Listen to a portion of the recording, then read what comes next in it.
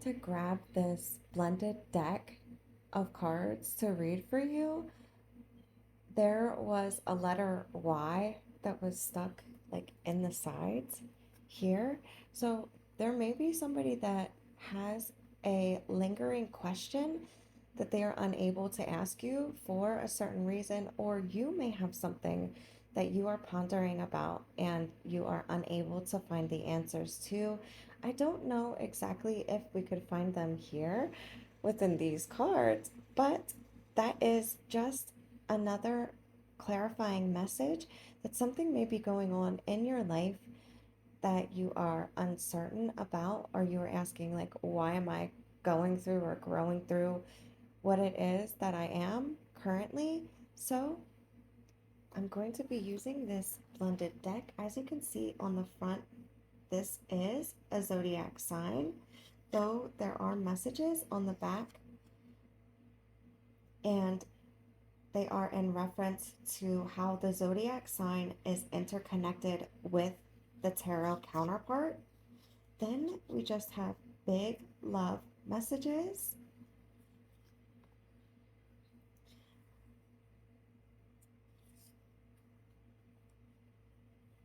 As well, these can be depicted as my mystical magical deck, and they look almost like cosmic or galactic, and there's a lot of stars that shine through those cards. So I think there's something, oh, maybe not. Yeah, they're stuck together. Shit. So there will be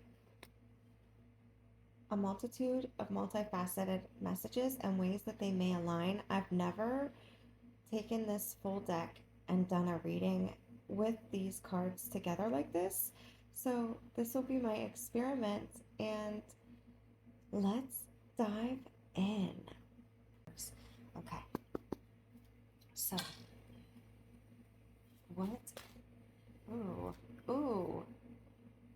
Okay, I don't know if you guys saw the energy of how these cards came out. I'm going to see how many came out, and then we'll go from there.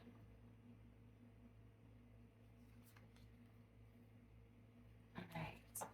Any more messages? Spirit guides? Okay.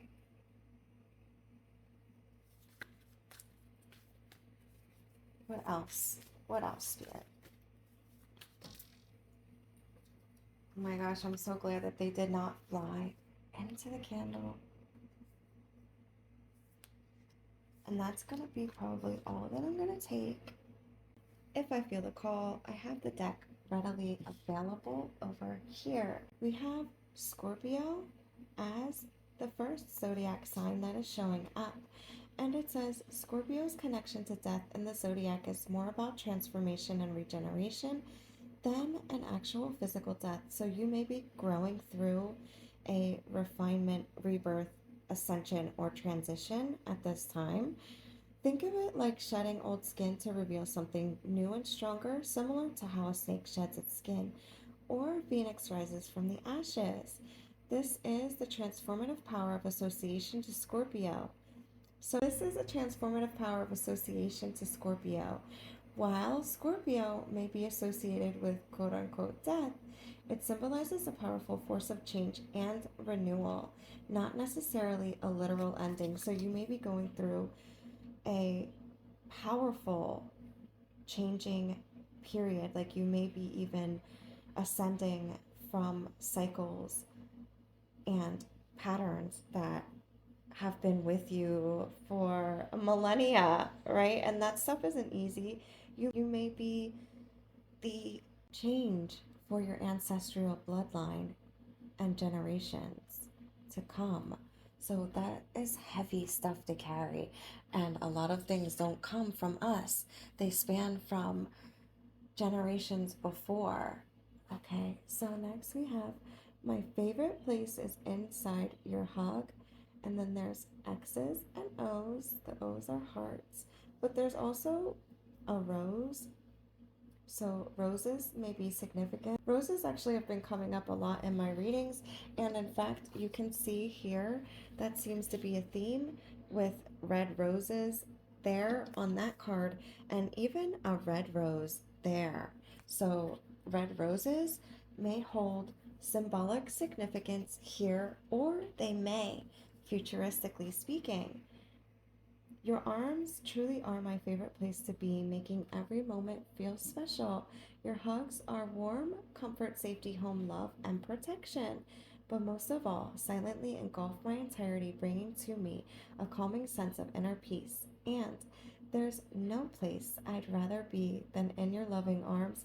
It's like they're Dorothy and they're clicking their heels together, like there's no place that they would rather be. Like, home is you. You are home, and no matter how far up, in distance you reside, or the time span between you that you have physical interaction, you're always going to be that safe place and space for them, and maybe even the same for you.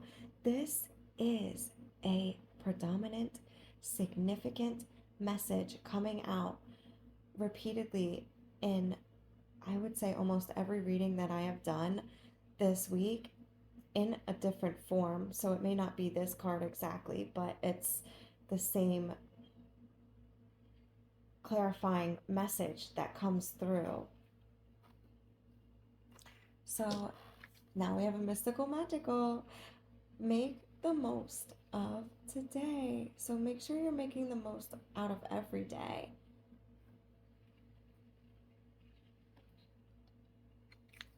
Now we have Libra. Libra are known for their desire for harmony, their diplomatic approach, and their ability to see multiple perspectives. These traits naturally align with the pursuit of fairness. In tarot, the Justice card often depicts a figure holding scales, further reinforcing this connection, representing concepts like karma, impartiality, and fairness. Libra embodies the principle of justice due to its association with scales and its natural inclination towards balance, fairness, and harmonious actions. So, as you are going through this refinement period, you may find your safe place and space and home inside of somebody's hug, or they with you as they ascend, awaken, expand, and evolve. And you are being asked to make the most of the days as you balance the scales of justice and basically like find the people that are your soul family, soul tribe.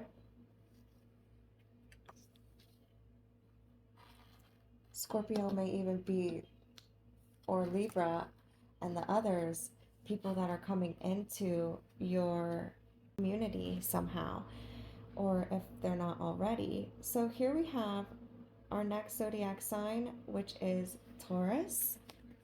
Taurus and the Hierophant are strongly associated with tradition, stability, and reliability. Taurus finds comfort and security in following established norms and values. Similar to the Hierophant's focus on tradition, Taurus and the Hierophant can represent bridging the gap between earthly concerns and higher understanding or spiritual connection. It says, be true to who you are. You may have been attempting to be true to who it is that you are, and someone may have taken or tried to take you off of your scales of balance by causing some sort of injustice. And now you will be finding a sense of comfort and security through tradition and continuing, even though you may have felt as though it was like rocky seas or like a stormy shelter kind of vibe. Once you embody that tradition, that will be what is bridging the gap between what it is that you desire and bringing that into the material realm so that it can show up in a materialized form in your reality. This may even indicate that spiritually you may have been of service, and as you're going through this refinement and growth period, people have tried to take you from your spiritual path, but you're finding justice, fairness, and balance in your spiritual path with the divine, and you're to make the most of every day, no matter the adversity or challenge that shows up within your reality. So now we have Aries.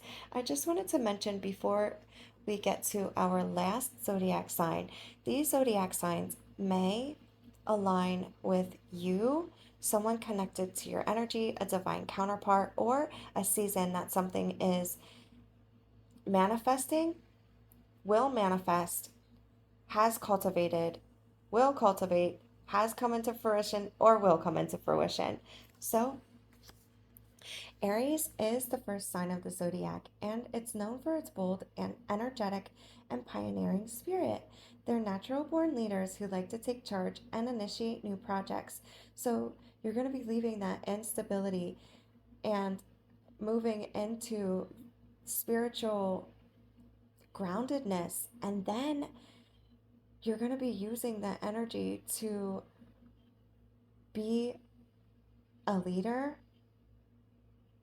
in a certain regard. The emperor symbolizes authority, structure, and control. It represents someone who takes charge, establishes order, and provides a sense of stability within that tradition of being in the repetitive mode of showing up for yourself, healing yourself, doing the inner work, showing up in spiritual service, doing the things that maybe you were held back from, either through distraction, somebody may have intercepted you leveling up. But Aries is associated with the Emperor, and they're initiators who step boldly into the unknown and carve their own path. So you may be stepping into the autonomous sovereignty and divinity within yourself. Now, check this out. I just realized and recognized this right now. Look how closely similar the Aries and the Capricorn, like with the horns, is coming out there. So, those kind of horned creatures may appear as well with the Taurus, the bull. And I don't know what, I guess that would be a ram, and maybe like, I don't know what that is. A goat? I have no clue. But, anyways, we just did Aries. We're coming here to Capricorn. The connection between Capricorn and the devil in the zodiac relates to themes of earthly desires, limitations, and discipline.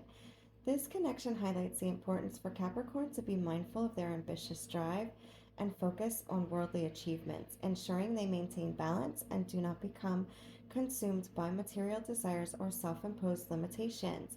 It's a reminder to explore their shadow side and break free from the things that may be holding them back. Capricorn, and finding the balance between having jaded perceptions, the conditions, the things that we need to release so that we can continue moving through growth in the betterment of ourselves. So obviously there's someone else that's coming through this reading, and they say, "You have touched me more profoundly than I ever thought you could. I love you." And it says, "Made with love," and with the red rose. So now it says, "The level of depth you took me to touched me soul deep." And soul deep has been coming up in almost every reading as well. "I never imagined that a love like ours existed. You came in and knocked the wind from my breath and knocked me right off my feet. I love you infinitely for eternity." So if somebody loves you soul deep, you have touched them more profoundly than they ever thought. They love you, knocked the wind from their breath and them right off of their feet. This is an eternal, infinite soul bond with this person. This person may be Scorpio, Taurus, Aries, or Capricorn. Now, this is the last message, but I'm going to see if we can grab one more as a means to end this out. Now we have enjoy the small things, and it looks like there are shooting stars. You may be both a wish fulfillment for one another, but even beyond that, no matter what it is that you are traversing through, enjoy the small things. Allow for yourself to remain in light, bright, upful, flowful energy. When you allow for yourself, when you remain in gratitude and count your blessings, then you do remain in that joyous and joyful energy and vibration. So, Spirit, can we get, if we got more than one, that's fine. Oh, okay. So, we did get more than one here. We got Aquarius, and it says the connection between Aquarius and the star in the zodiac and tarot is about renewal, hope, and pouring positive energy into the world. Aquarius, like the figure on the star card, pours their energy and ideas out, bringing hope and renewal to the world, much like the water bearer brings life giving water to the land. So, after that Aries, and you become that leader and basically empowered within your energy to find balance between the things that are serving and are not, what does it say here? You will be in renewal, hope, and you're going to be that life giver pouring positive energy into the world. It's like there's a dried up well with all of the negativity. There's a lack of compassion and empathy, but you're the one, and you can see, like, right here, you're going to be the one to pour positivity into every connection and every interaction that you consciously have.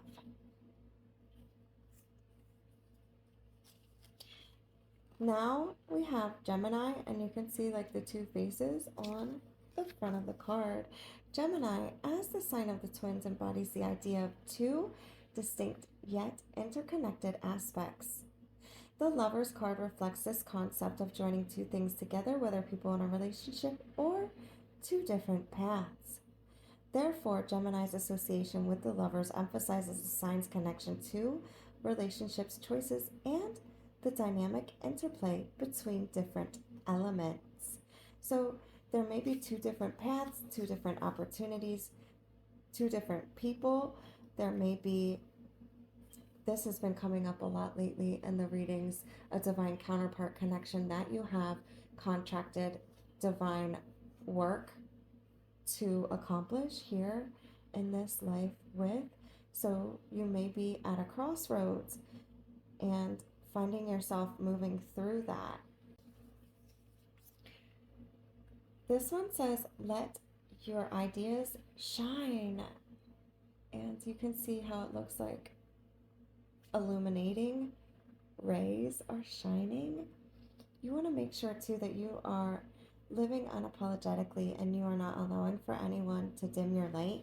One of the readings that I just did prior to this, there were actually two cards that flew out of the deck, and this candle in the left back corner by the amethyst, so back here, blew out.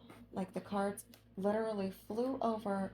Thankfully, they did not catch fire, and nothing else did. It just skimmed literally over the top of the wick and outened the light. And I referenced that in that reading, what that could be. And again, it could be that somebody external had their energy, their voice and noise in your mind to where your ideas aren't enough to what you have to offer. Nobody would, be interested in. There may have been people that have been trying to get you off of your path to dim your light. But if people cannot accept you for the fullness of who it is that you are, then they can ingest you in bite sized pieces. We're not here, it does not say anywhere that we are here to make other people happy and people please, right? Let your ideas shine as well. Do not allow for someone else to knock your confidence. You are allowed to take up space. You are allowed to have a voice in this world. And you matter. Your ideas matter as well. So that's going right there in the middle. Our next two cards, and these will be what I end out this reading with, are love related. So that's interesting. Love is in the air. We have the purple. Purple. I don't know why I said purple, but purple has been coming up in a lot of the readings. And if you even look, as much purple has showed up here, even in this reading. Uh, pink, pink clouds. It almost looks like cotton candy skies. That's what I call them. So, love is the breath of air in the atmosphere and is right for new and old lovers to embrace the right conditions to fall in love. It suggests a sense of blissful or affectionate vibes from the surrounding people or environment. It's an atmosphere of love, metaphorically describing affectionate, happy, and content partners. It appears as though you have or will choose the right relationship dynamics for yourself, whether it is in life, love, career, or all interconnected and interrelated. But either way, love is in the air. Even if you are someone like me and you're a content creator, instead of continuing falling down that rabbit hole that somebody originally took you down and like almost like gave you that stamp of disapproval, you're blotting that shit out and you're taking your power back. And you have decided to show up in love and light and to convene with the divine. So, your environment, the environment of yourself within yourself, is illuminating that outwardly. Also, will reflect on your ideas, and the people that know that you're not fake, you're not blowing smoke up their asses, you know what you're talking about. You're not only do you speak about the things that you want to embody, but you're walking your truth as well. So you're going to meet that special someone if you allow for yourself to be open to receive and in light-hearted energy. Again, remember being in that grateful energy by counting your blessings that will allow for you to remain in that joyous, elevated, free-flowing energy to make the most of the day and be true to yourself. Now we have powerful self-love, and you can see she has her heart hands there. Self-love is a state of appreciation for oneself that grows from actions that are light of the heart. When you're full of self-love, you can truly love others better as a catalyst for a happier, more meaningful life and deeper relationships. Embracing yourself first is a transformative step towards healing. So, as you are going and growing through this refinement period, remember to pour into your own love cup until you can pour from that abundant overflow, because individually and collectively, I'm feeling as though we are ascending through some heavy, dense things that even our ancestors or anyone else who's come before us have never. So, not only are we moving through things for ourselves, we're releasing things for generations. And I just want to tell you to have grace for yourself and patience, because the shit ain't easy. It is not easy for any one of us out here, most especially if you are highly sensitive, and also if you are kind of like a late bloomer and you're only coming into the greatness of yourself later in life because of all of the illusions, the jaded perceptions, the conditions, and the past baggage and wounding. In order for you to reach the highest levels of growth and vantage point of perspective and love, you have to remember even to romanticize yourself. But there's someone here who considers you to be their home. They appreciate the small things about you, and they know that you are growing through your refinement period. And they may even be like that source of light that is lighting your candle to enable and allow for you to continue transcending the bullshit and moving towards the light. So, thank you for joining me here for this reading, and I look forward to what Spirit has for you next.